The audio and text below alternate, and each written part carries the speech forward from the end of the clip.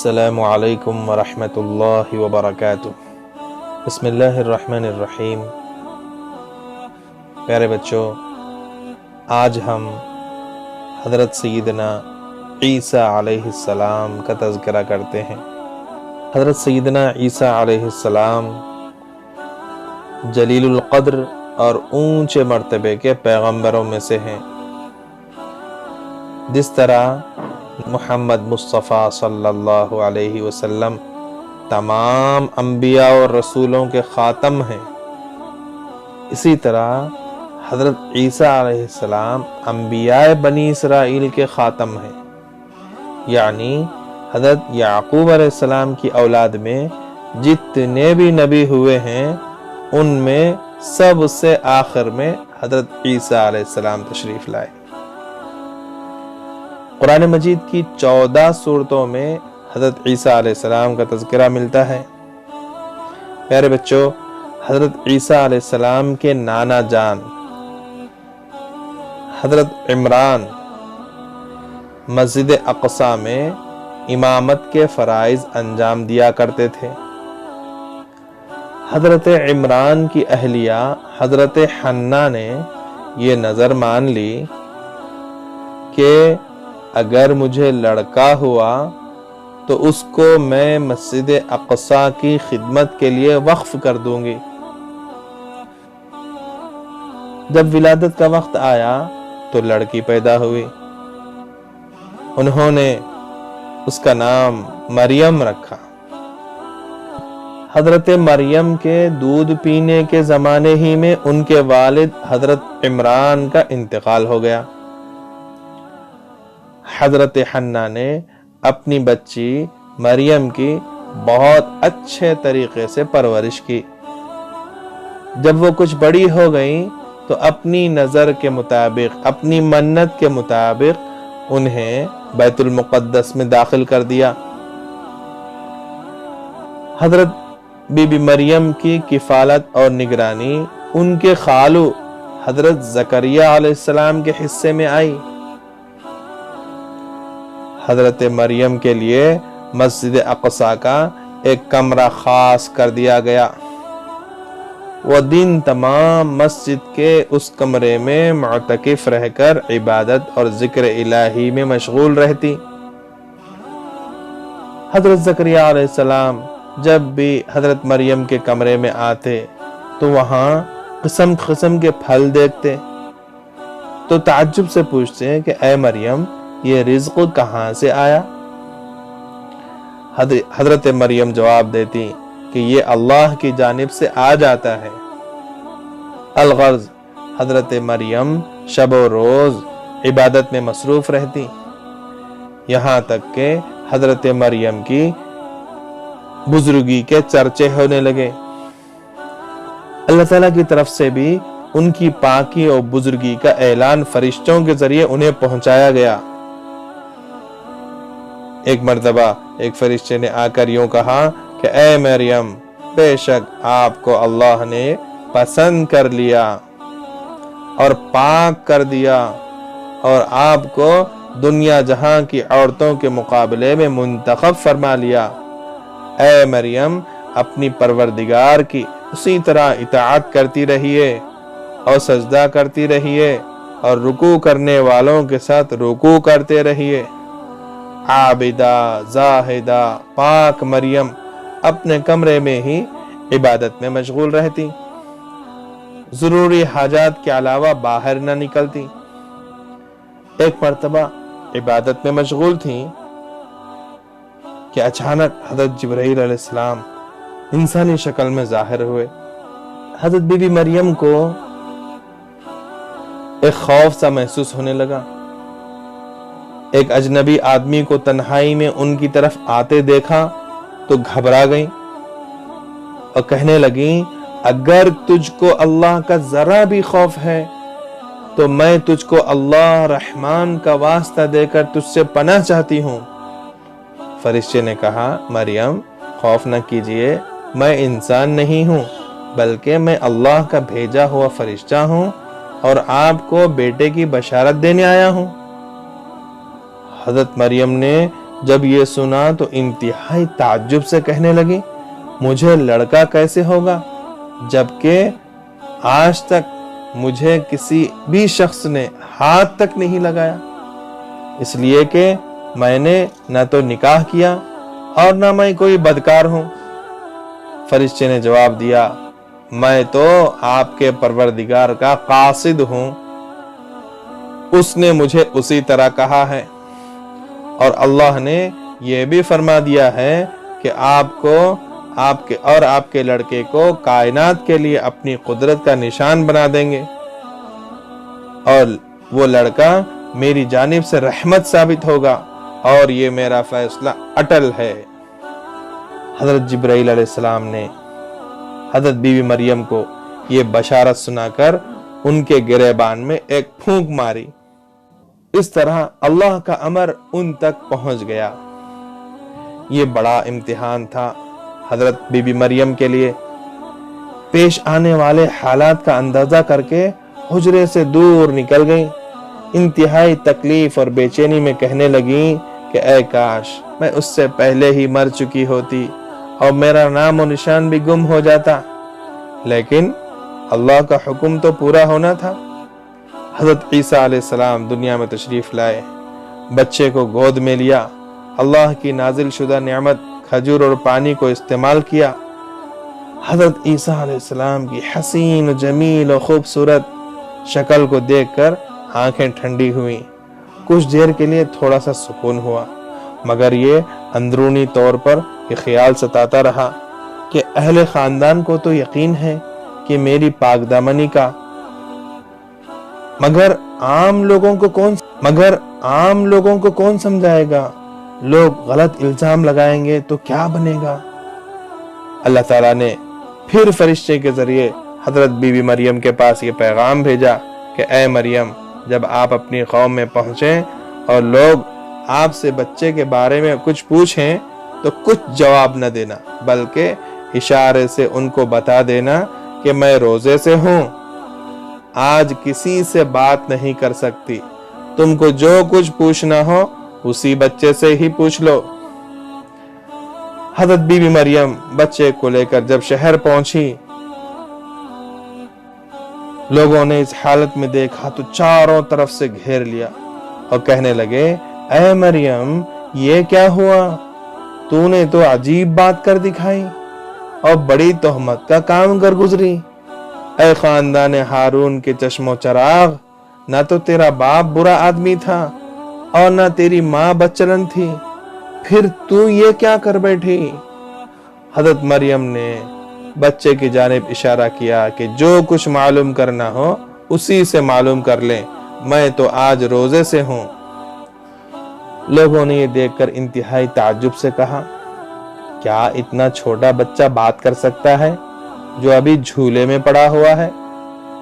مگر بچہ یعنی حضرت عیسیٰ علیہ السلام فوراً بول اٹھے میں اللہ کا بندہ ہوں، اللہ نے مجھے کتاب انجیل دی ہے اور میں نبی بنایا گیا ہوں، اور اس نے مجھے مبارک بنایا ہے، خواہ میں کسی حال میں اور کسی بھی جگہ رہوں، اور اس نے مجھے نماز اور زکوٰۃ کا حکم دیا ہے کہ جب تک میں زندہ رہوں یہی میرا طریقہ ہوگا۔ اس نے مجھ کو اپنی ماں کا خدمت گزار بنایا ہے، خود سر اور نافرمان نہیں بنایا، اور اس کی جانب سے مجھ کو سلامتی کا پیغام ہے۔ جس دن میں پیدا ہوا اور جس دن وفات پاؤں گا اور جس دن پھر زندہ کیا جاؤں گا۔ بہرحال لوگوں نے ایک دودھ پیتے بچے کی زبان سے یہ حکیمانہ کلام سنا تو حیرت میں پڑ گئے۔ ان کو یقین ہو گیا کہ حضرت مریم کا دامن ہر قسم کی برائی سے پاک ہے، اور اس بچے کی پیدائش کا معاملہ یقیناً اللہ کی ایک بڑی نشانی ہے۔ دن گزرتے گئے، حضرت عیسیٰ علیہ السلام بڑے ہو گئے۔ حضرت عیسیٰ علیہ السلام سے پہلے بنی اسرائیل ہر قسم کی برائیوں میں مبتلا تھے۔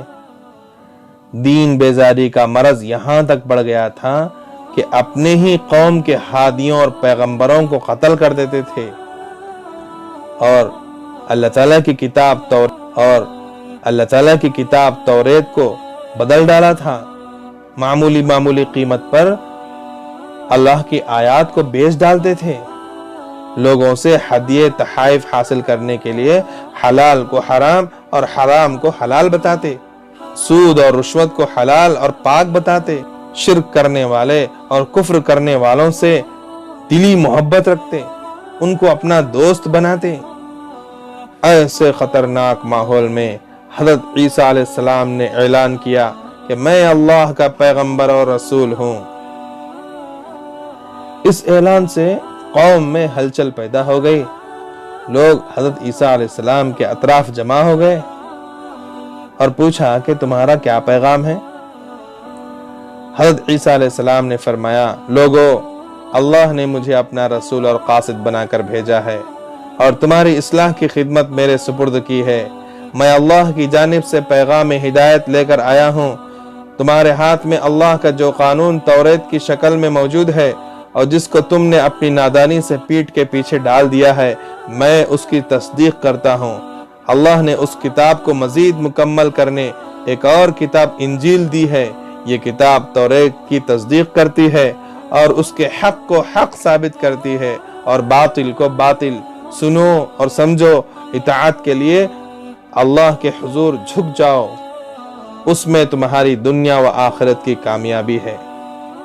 اللہ تعالیٰ نے حضرت عیسیٰ علیہ السلام کو اپنی نبوت کی دلیل کے طور پر معجزات بھی دیے تھے۔ مٹی کے بنے پرندے پر پھونک مارتے تو وہ اللہ کے حکم سے پرندہ بن کر زندہ ہو کر اڑ جاتا۔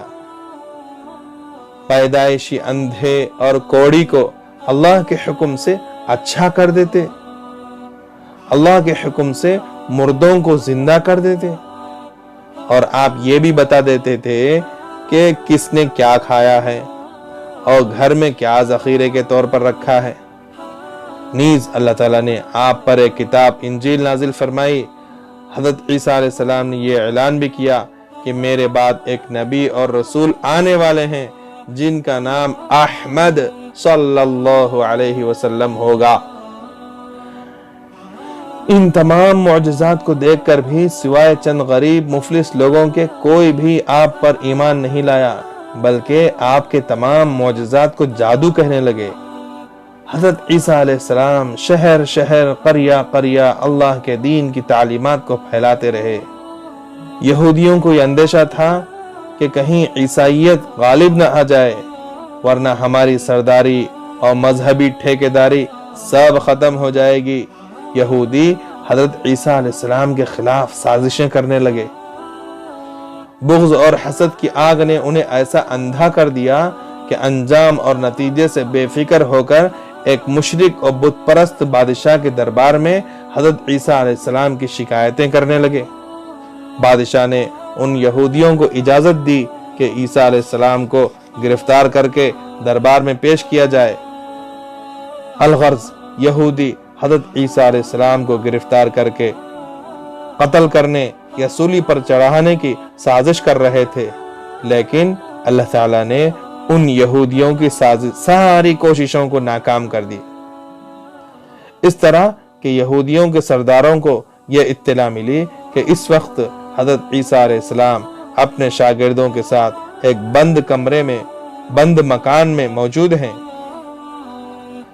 فوراً ایک ہجوم مکان پر جمع ہو گیا اور چاروں طرف سے مکان کو گھیر لیا۔ یہودی جب گھر میں داخل ہونے لگے تو اللہ نے اپنی قدرت سے انہی لوگوں میں سے ایک شخص کی شکل و صورت کو حضرت عیسیٰ علیہ السلام کے مشابہ بنا دیا اور حضرت عیسیٰ علیہ السلام کو اپنے وعدے کے مطابق اپنی قدرت قاہرہ سے آسمان پر اٹھا لیا۔ وہ شخص جس کی شکل و صورت حضرت عیسیٰ علیہ السلام کی جیسی ہو چکی تھی، یہودیوں نے پکڑ لیا۔ اس نے لاکھ انکار کیا، اس کے باوجود اسے حضرت عیسیٰ علیہ السلام سمجھ کر قتل کر دیا۔ قتل کے بعد یہودیوں کو احساس ہوا کہ ہم نے اپنے ہی ایک آدمی کو قتل کیا ہے، اس لیے کہ یہ مقتول جس کو قتل کیا گیا ہے چہرے میں تو حضرت عیسیٰ علیہ السلام کے جیسا ہے، لیکن باقی بدن ان جیسا نہیں ہے۔ اور یہ کہ یہ مقتول حضرت عیسیٰ علیہ السلام ہے تو ہمارا فلاں آدمی کہاں گیا، اور یہ ہمارا آدمی ہے تو حضرت عیسیٰ علیہ السلام کہاں گئے؟ اس طرح یہ لوگ شبہ میں ڈال دیے گئے۔ حضرت عیسیٰ علیہ السلام آسمان پر زندہ ہیں۔ قیامت کے قریب اس وقت جب مسلمانوں اور عیسائیوں کے درمیان سخت جنگ ہو رہی ہوگی، مسلمانوں کے امیر حضرت مہدی ہوں گے، اسی دوران کانا دجال بھی ظاہر ہوگا، جس کی پیشانی پر کاف فا را لکھا ہوا ہوگا۔ اول وہ خدائی کا دعویٰ کرے گا اور عجیب عجیب کرتب دکھا کر لوگوں کو اپنی جانب متوجہ کرے گا۔ یہودی سارے کے سارے اس کے ساتھ جمع ہو جائیں گے۔ دجال یہودیوں اور عیسائیوں کو ساتھ لے کر اہل ایمان کے خاتمے کے لیے آگے بڑھے گا۔ ایک روز ملک شام کے شہر دمشق کی جامع مسجد میں مسلمان فجر کی نماز کے لیے جمع ہوں گے، اور مسلمانوں کے امیر حضرت مہدی امامت کے لیے مصلی پر پہنچ چکے ہوں گے، اور اقامت کہی جا چکی ہوگی۔ لوگوں میں ایک ہلچل سی مچے گی۔ اس وقت حضرت عیسیٰ علیہ السلام 2 فرشتوں کے سہارے مسجد کے مشرقی مینار پر اتریں گے۔ نماز کے بعد دجال کے قتل کے لیے روانہ ہوں گے۔ مقام لد پر، جہاں آج اسرائیل کا فوجی ایئرپورٹ ہے، وہاں حضرت عیسیٰ علیہ السلام دجال کو قتل کر دیں گے، اور پھر جو یہودی و عیسائی قتل ہونے سے بچ جائیں گے سب اسلام قبول کر لیں گے۔ اس وقت پوری دنیا میں اسلام کے علاوہ کوئی مذہب باقی نہیں رہے گا۔ ان واقعات کے کچھ عرصے کے بعد یاجوج ماجوج نکلیں گے۔ اللہ تعالیٰ کی ہدایت کے مطابق حضرت عیسیٰ علیہ السلام اس فتنے سے مسلمانوں کو محفوظ رکھیں گے۔ حضرت عیسیٰ علیہ السلام کا دور حکومت 40 سال رہے گا۔ اس درمیان میں حضرت عیسیٰ علیہ السلام نکاح بھی فرمائیں گے۔ 40 سال کے بعد حضرت عیسیٰ علیہ السلام کا انتقال ہو جائے گا۔ مسلمان حضرت عیسیٰ علیہ السلام کی نماز جنازہ پڑھا کر حضرت عیسیٰ علیہ السلام کو حضور اکرم نبی رحمت صلی اللہ علیہ وسلم کے پہلو میں گنبد خضرا کے اندر دفن فرما دیں گے۔ پیارے بچوں، حضرت عیسیٰ علیہ السلام کے متعلق جو عقیدہ ہم سب کو رکھنا ہے، اللہ ہم سب کو ایمان و یقین کی دولت سے سرفراز فرمائے۔ السلام علیکم ورحمۃ اللہ وبرکاتہ۔